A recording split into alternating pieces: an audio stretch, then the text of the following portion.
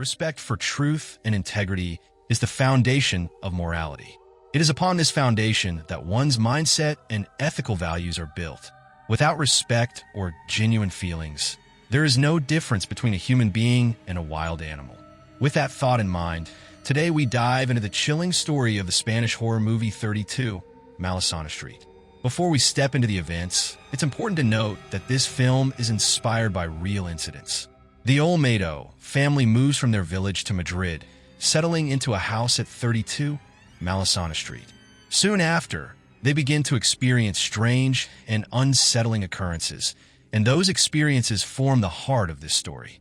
The timeline begins in 1972. Inside a house in Madrid, two children are playing with marbles. During the game, one marble rolls into a nearby room. Neither child wants to go in because entering that room is forbidden. Yet one of them gathers courage and opens the door. In the dim light, the child notices someone sitting quietly in a chair, and right beside that figure lies the marble. As the child reaches for it, the woman in the chair slowly turns her face toward him. Terrified, the child runs out of the room in panic. The story then shifts 4 years later to 1976. A family from a small town arrives in Madrid to move into the very same house, 32 Malasaña Street. The family consists of husband and wife, Manolo and Candela, along with their 3 children, Rafael, Amparo, and Pepe. Their grandfather, Fermin, also joins them. As they enter the house, Fermin looks up toward the upstairs window and warns that something feels wrong. He senses a heavy, negative energy inside, but no one takes his words seriously. Among the children, Amparo struggles the most with the move. She has to leave her boyfriend behind and also faces the pressure of pursuing her dream of becoming a flight attendant. On the other hand, Pepe feels a bit more excited. He notices a beautiful girl living in a house across the street, which makes the new place seem more appealing to him. The family begins settling into their new home by cleaning the rooms and arranging their belongings. This takes quite a while, since many items left behind by the previous residents are still scattered around. Eventually, everyone moves into their own rooms. Rafael shares a room with his grandfather. Later that night, Amparo comes to her room but notices her grandfather is missing. As she steps outside to look for him, the door suddenly slams shut, locking Rafael inside. Moments later, Rafael's terrified scream echoes through the house. When Amparo bends down to peek inside, she sees the legs of a demonic figure standing in the room. Horrified, she cries out loudly, and her parents rush upstairs. After struggling to force the door open, they finally succeed, only to find Rafael sitting by the window with his legs dangling outside, facing the street. Manolo carefully approaches and manages to pull him back to safety. Even though such a disturbing incident happens on their very first day, the family chooses to ignore it, weighed down by financial struggles and the responsibilities of daily life. Manolo works as a mechanic, while Candela has a job in sales. At home, Amparo takes care of her grandfather and younger brothers while continuing her training to become a flight attendant. One day, Amparo hears strange noises coming from the kitchen. When she checks, she finds Rafael talking to himself. Just then, their grandfather notices something unusual behind her and moves forward. Amparo follows, keeping a close eye on the situation. Suddenly, a marble rolls across the floor and stops in front of Rafael. As he picks it up, he unknowingly enters the same forbidden room from the beginning of the story, the one where the mysterious woman sits in a chair. Before Rafael can process what is happening, the television in the room switches on by itself, playing cartoons. Within seconds, the broadcast changes, and a bizarre animated character begins speaking directly to him. The voice invites him to play, saying, "Come join my friend, and we'll have fun together." Terrified, Rafael quickly turns off the television. But then, the chair behind him starts moving on its own. In the next instant, 2 ghostly hands emerge from the television, grab Rafael's face, and pull him violently inside the screen. Meanwhile, Amparo finally finds her grandfather, but he keeps repeating the same unsettling words, that someone else is inside this house, and that presence will never allow them to stay. Amparo gently calms him and brings him back inside, only to discover that Rafael has gone missing. With no other option, the family calls the police. Investigators arrive and begin searching, while Candela, Manolo, and Pepe head outside to look for Rafael. At that moment, the telephone inside the house suddenly rings. Amparo answers, and to her shock, she hears Rafael's desperate cries for help on the other end. Terrified, she realizes something strange. The phone line had been disconnected long ago. How could a call even come through? Before she can process this, the call cuts off, and she hears Rafael screaming from the locked room that has been abandoned for years. The family break down the door and rushes inside, but Rafael is nowhere to be found. Then her eyes fall on the curtain by the window. Behind it, she sees what looks like Rafael's silhouette. She quickly pulls the curtain aside, only to find not Rafael, but the same elderly woman gripping her hand tightly. Amparo screams in horror, and her parents rush in to comfort her and bring her back inside. Naturally, this terrifying incident leaves a deep impact on everyone in the household, because day before, Candela met a girl named Lola at her workplace. The moment Lola saw her, she began blowing a whistle. Lola could not speak, so she used the whistle to communicate. Soon, Lola's mother approached Candela and warned her to take better care of her children. She handed Candela a prayer book, explaining that it would help protect the family from the negative energy. The next day, Amparo searches through the telephone directory kept in the house and finds a number belonging to a woman named Susanna. Thinking she might be the previous owner, Amparo calls her from a public booth. But the moment Amparo mentions her address, 32 Malasaña Street, Susanna abruptly cuts the call. Meanwhile, Pepe's friendship with the girl across the street begins to grow. Yet something strange happens. After the very first day, she never appears at her window again. Instead, she communicates only through letters, sending them across a rope tied to the window. In one of her notes, she introduces herself as Clara and assures Pepe that she knows his brother is safe. Curious, Pepe asks how she could possibly know that. Clara replies with instructions. Meet me in the basement in 20 minutes. Pepe follows her directions and goes to the basement. Clara finally appears before him. But just as she does, the elderly woman suddenly emerges from the shadows and tries to drag Pepe away. Terrified, he struggles desperately and manages to break free from her grip, escaping back upstairs in panic. Meanwhile, Amparo begins to feel unwell. After rushing to the washroom and vomiting, she notices something disturbing, an unusually long handprint pressed against her stomach. She dismisses it as coincidence and tries to move on. Soon, Amparo realizes that she is pregnant by her boyfriend.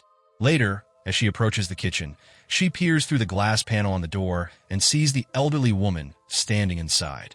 But when she opens the door, she finds her grandfather in that very spot instead. Confused, she closes the door again, only to see the woman reappear in place of her grandfather. Gathering her courage, Amparo steps into the kitchen. Suddenly, her grandfather speaks in Rafael's voice, telling her to pick up the phone. At that exact moment, the telephone beside her starts ringing. Amparo answers the call, and a strange instruction directs her toward the clock kept in the next room. As she approaches, she hears Rafael's voice coming from inside the clock itself. She breaks the glass and manages to pull Rafael out, rescuing him from within the strange object. That evening, a doctor examines Rafael and explains that he is in shock, so the family must take extra care of him. Later at night, while Candela sleeps beside Rafael, she suddenly notices the elderly woman standing in the corner of the wall. But in the blink of an eye, the figure vanishes, leaving Candela screaming in fear. Meanwhile, Amparo, overwhelmed by despair, attempts to poison herself. She feels her career is over and believes she cannot survive with the child she is carrying. Just as she is about to drink from the glass, the lights go out and the glass slips from her hand. From that night onward, strange incidents begin happening to each member of the family. Pepe starts receiving more letters than ever before, each one declaring, "You are mine."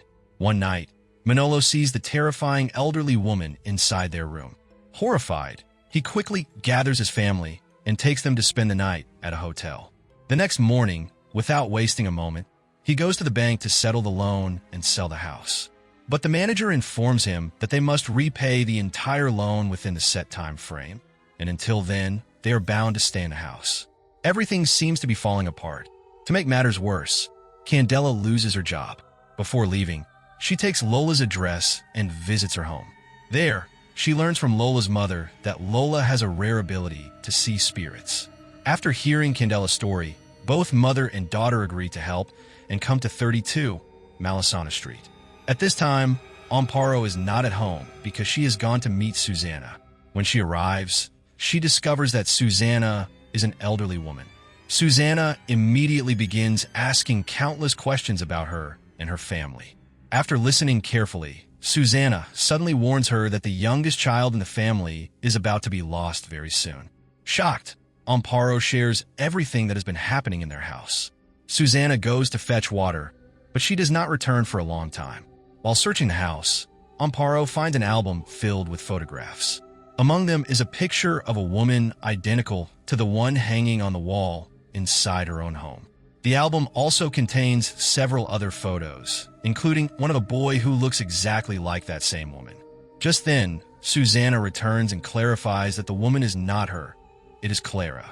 This means Pepe has been communicating with Clara all along through letters. But how is that possible?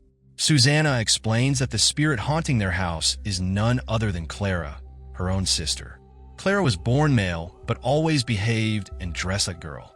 She longed to become a mother. One day, she was caught in the basement in a compromising situation with a boy. Her parents could not accept this and began punishing her severely. They locked her inside the very room from which Rafael was rescued. Over time, Clara fully transformed herself into a woman. The shame drove her parents to commit suicide, and Susanna blamed Clara for their deaths. Because of this, Susanna cut all ties with her. In truth, there were two houses at 32 Malasana. Susanna lived in one, and Clara in the other. Clara often tried to reach out to Susanna, but Susanna never forgave her. Loneliness and isolation consumed Clara, yet her desire to become a mother never faded. Even after death, her spirit continues searching for a child in that house. At first, she targets Rafael, but once she learns that Amparo is pregnant, her focus shifts to Amparo. After learning the truth, Amparo becomes furious with Susanna and begins to feel deep sympathy for Clara. In her eyes, Clara was abandoned by her family at the very moment she needed them most. Is being transgender truly a sin? Clara spent her entire life suffering rejection, not only from society, but also from her own sister and parents. She was denied the chance to live as a mother, separated from the child she longed for. Meanwhile, back at home, Lola attempts to connect with Clara's spirit, but instead Clara possesses her. Suddenly, the telephone in the room rings, and as Amparo answers, a chilling cold wind sweeps through the house. Clara violently throws each family member aside, one after another. Finally, only Lola's mother and Rafael remain. Just as Clara moves to harm Rafael, Amparo steps in and stops her. She pleads with Clara, expressing sorrow for all the pain she endured, assuring her that she understands her suffering. For a moment, Clara calms down, but years of pent-up rage resurface, and she advances toward Rafael again. In desperation, Amparo stabs herself with a shard of broken glass, knowing Clara wants to take the child inside her. Clara screams in anguish, and in that moment, Manolo seizes the chance. He grabs the possessed Lola and leaps out the window. Manolo dies from the fall, but Lola survives, landing on top of him. Clara's spirit then leaves Lola's body. Few days later after this incident, the family is shown leaving the house for good. Because Manolo had life insurance, his death provides them with enough money to repay the loan. They return to their old home, free from the curse of Malasaña 32. Yet in the final scene, the chair inside that haunted room moves once again, revealing that Clara's spirit still lingers, waiting for a child she can call her own. And with that, the story, which is based on a real incident, comes to an end. So friends, how did you enjoy today's story?